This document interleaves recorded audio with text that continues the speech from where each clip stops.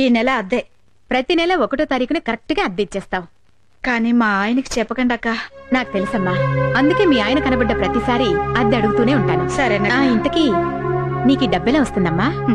ఇష్టపడి మోజీతో కట్టుకున్న మొగుడి మిషన్ పని చేయట్లేదు, అందుకే కుట్టుకునే మిషన్ నమ్ముకున్నాను. వస్తానక్క.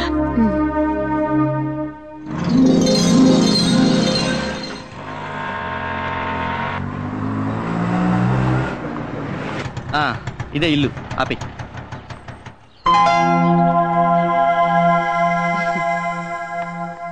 రామ్మా పల్లవి, మీకోసమే వెయిట్ చేస్తున్నా. పర్లేదు, ఉంచుకో. రండి. అడ్రస్ ఈజీగా గుర్తుపట్టారమ్మా? మీకు బాగా పాపులారిటీ ఉన్నట్టుందండి. పేరు చెప్పడం ఆలస్యం, లటక్కని తీసుకొచ్చేసాడు. రండి. ఇదేనమ్మా పోర్షన్. ఉదయాన్నే ఇల్లు శుభ్రంగా కడిగించి మీ తరఫున నేనే పాలు పొంగించేశాను. చాలా థ్యాంక్స్ అండి. మీ ఇల్లు చాలా బాగుంది, మీ మంచితనం ఇంకా బాగుంది. ఇదిగో ఇచ్చే. అడ్వాన్స్. ఎక్కడికి పోతుందమ్మా? కొంచెం సరే. కొత్తగా పెళ్ళైంది కదా, ముందు ఇంటికి కావాల్సిన సామాన్లు కొనుక్కోండి. మీదెంత విశాల హృదయం అండి. వస్తానమ్మా. వస్తాను. అలాగే. ఇది హాలు, అది బెడ్రూమ్. పద.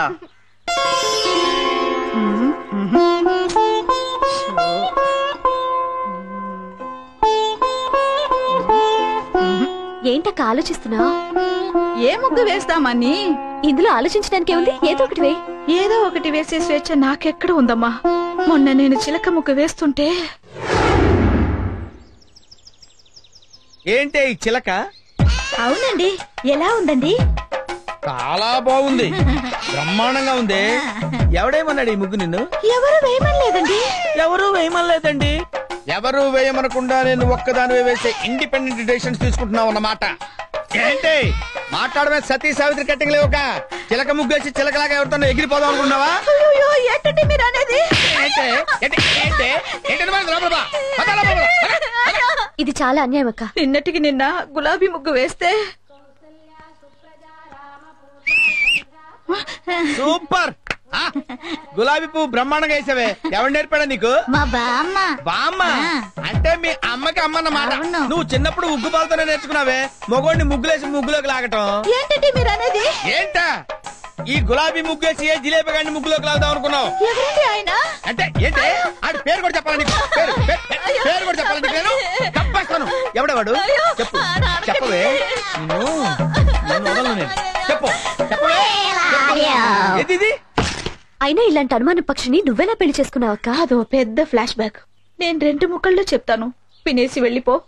నేను లాల్ బహదూర్ స్టేడియం ఎదురుగా ఎస్టీడీ బూత్ లో పనిచేసేదాన్ని. ఈ పొట్టోడు రోజు క్రికెట్ కిట్ లో పట్టుకుని లోపలికి బయటికి తిరుగుతుండేవాడు. అంతేకాదు అజారుద్దీన్, లక్ష్మణ్ ఇద్దరితో నవ్వుతూ మాట్లాడేవారు. ఒకసారి ఇండియా పాకిస్తాన్ వన్డే మ్యాచ్ జరిగితే చూడాలని సర్దా వేసి ఇతన్ని టికెట్లు అడిగాను. పెవిలియన్ లో ప్లేయర్స్ పక్కనే ఫ్రీగా కూర్చోబెట్టి కాఫీ టీ కూడా ఇచ్చారు. తర్వాత ఐ లవ్ యూ అన్నారు. ఇతనేదో పొడి చేసే ప్లేయర్ అనుకుని నేను ఐ లవ్ యూ అనేసి పెళ్లి చేసుకున్నా. తర్వాత తెలిసింది ఈడో క్యాంటీన్ లో కాఫీ టీ అమ్ముకునేవాడని. అయ్యో, ఎంతగా మోసపోయావు అక్క. గుడ్ మార్నింగ్ అక్క. Good morning. నా పేరు పల్లవి. నిన్ననే మీ ఎదురింట్లో దిగాం. మీ ఇద్దరి గురించి శ్రీకన్య ఆంటీ చెప్పారు. అలాగా? కొత్తగా పెళ్ళైందమ్మా? అవునక్క. జాగ్రత్త. దేనికక్క? ముగ్గు వేసేటప్పుడు ఏ ముగ్గు మీ ఆయనకి ఇష్టమో ముందు తెలుసుకుని వేయమ్మా. పల్లవి, పల్లవి, కాఫీ పెట్టాను, వేణీలు కాశాను, పల్లె పని కూరగాయలు కూడా వచ్చా. అక్క, మా ఆయన చందు. నమస్కారం అండి. హలో. ఏం బాబు, కాఫీ నువ్వే పడతావా? నేనే పెడతానమ్మా. బాబు, కూరగాయలు కూడా నువ్వే కోస్తావా? వంట కూడా నేనే చేస్తానమ్మా. విన్నావా, వంట కూడా వాడే చేస్తాడంట. వాడ కాదమ్మా, నేను. సారీ. It's okay. ఇందులో అంత ఆశ్చర్యమే ఉంది?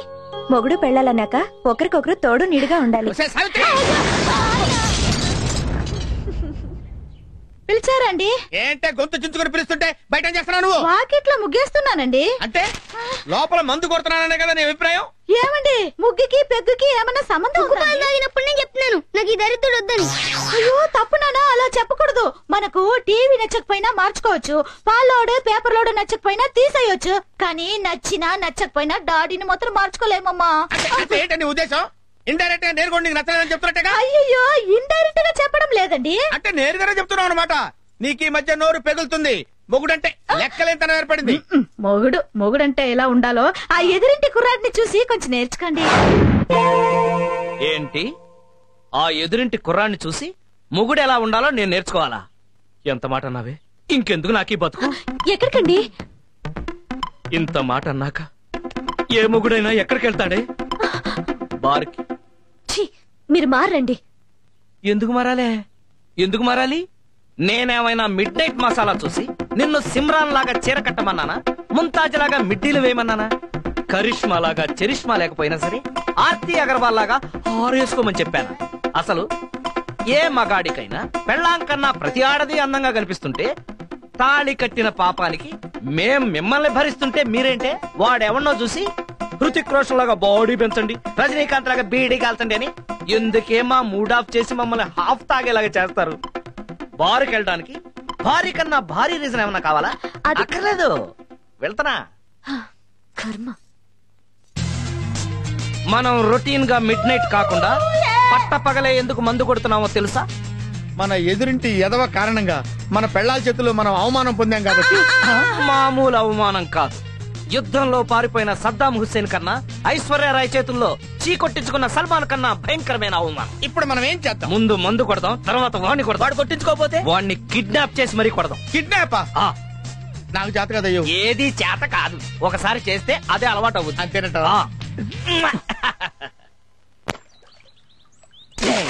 నే కడిగేస్తే తలతలలాడేనండి,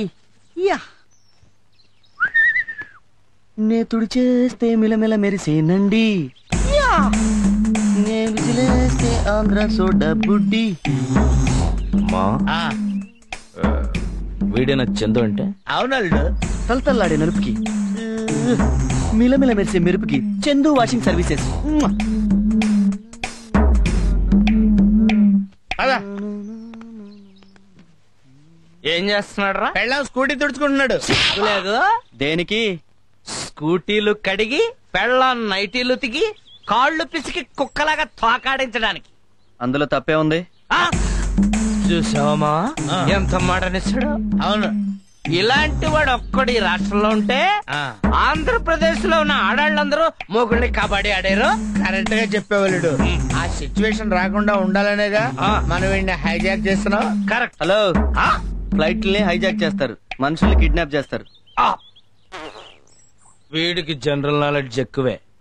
వీడిని కిడ్నాప్ చేయాల్సిందే. కుదరదు, నేను వంట చేయాలి. అబ్బా, ఇంత చెప్పినా కూడా వీడు ఇంకా వంట చేస్తానంటున్నాడంటే వీడిని కిడ్నాప్ చేస్తే తప్పే ఉంది.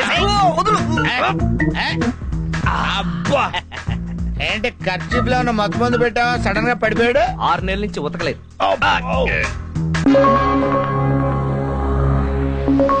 నేను ఎక్కడున్నాను? నన్ను కిడ్నాప్ చేసిన వాళ్ళు లేరి? మీరెవరు మహానుభావా? పిచ్చివాడు. నేను శ్రీకృష్ణుడు. నేను అర్జునుణ్ణి. నాతో మీకు పనేంటి? ఎందుకు తీసుకొచ్చారు? నీకు పరిపూర్ణమైన సంసార జ్ఞానాన్ని బోధించడానికి. సరిగ్గా విను. నేను విన్నా. ఈడికి ఇలా చెప్తే వినడలుడు. ఏ చేయమంటావా? ఆగు అర్జున. రీసెంట్ గా మ్యారేజ్ అయింది. తగలరాని చోట తగిలితే ప్రాబ్లం. అయితే ఓకే. చూడు మూర్ఖ, భార్య అంటే ఎవరు? బంతి. భర్త అంటే ఎవరు? బ్యాట్. బ్యాట్ ఎప్పుడు బంతిని కొడుతుంది. అలాగే భర్త ఎప్పుడు భార్యను కొట్టాలి. ఇది చాలా అన్యాయం. అన్యాయం అంటే సరిపోతా? మేక మటన్ అవుతా, కోడి చికెన్ అవుతా? ఆహా అర్జున, నీ లాజిక్ సూపర్. అందుకే అనుభవం మీద చెబుతున్నాం విను. పెళ్ళాన్ని రీజన్ ఉన్నా లేకపోయినా రోజుకు కనీసం 3 సార్లైనా ఇరగొట్టాలి. మన మాట వినే వరకు కొడుతూనే ఉండాలి. మనమే పెళ్ళాల మాట వింటే ఫ్లూట్ ఉచ్చుకుని డొక్కలో పొడుస్తారు. చూడు,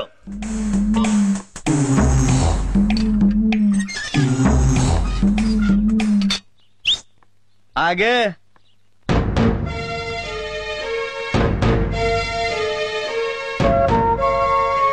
టైం ఎంత అయింది? ఏ మీ టైం పనిచేయట్లేదా? నా టైము ఇప్పుడిప్పుడే స్టార్ట్ అయింది. ఆఫీస్ ఎన్ని గంటలకు వదిలేరు? 5 గంటలకి. మరి 6 గంటలలాగా ఏం చేస్తున్నాడు? ఎక్స్ట్రా వర్క్ ఉందండి. అయ్య బాబోయ్, ఆఫీస్ లోనా ఆఫీసర్ తోనా? అదేంటండి ఈ రోజు కొత్తగా వింతగా మాట్లాడుతున్నారు? అదేంటోనండి, నిజం మాట్లాడితే కొత్తగాను వింతగాను ఉంటుంది. చెప్పు, ఆ గంట ఎవరితో ఎక్కడ ఎలా గడిపావు?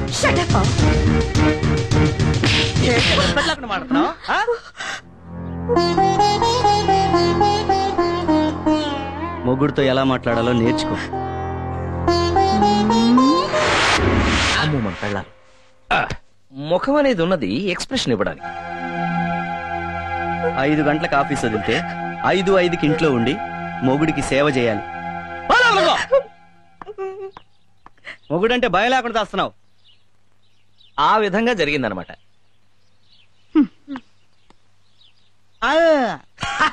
థమ్స్అప్ కావాలంట. ఓకే, థమ్స్అప్ కాదు. పల్లవి పల్లవి పల్లవి అక్క రండి,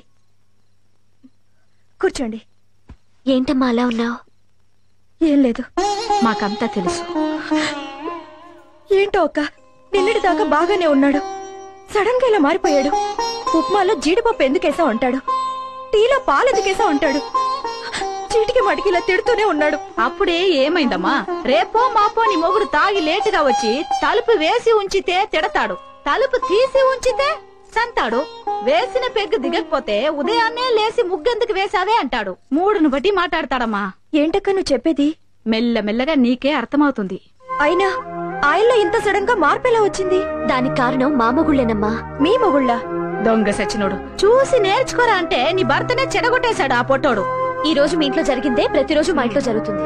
అయితే మీ మొగుళ్ళు కూడా తిడతారు, కొడతారు.